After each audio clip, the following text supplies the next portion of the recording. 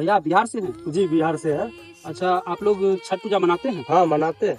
आप लोगों का सबसे बड़ा पर्व बिहार का कहा जाता है छठ पूजा। जी, तो जी। ये क्यों मनाया जाता है, ये आपको पता है? क्योंकि ये मेरे पूर्वज से ही मनाते आ रहे हैं, मेरे दादाजी और सब। कुछ तो कारण होगा, कुछ रीजन होगा इसको मनाने के पीछे। रीजन यही है कि सूर्य भगवान का पूजा होता है।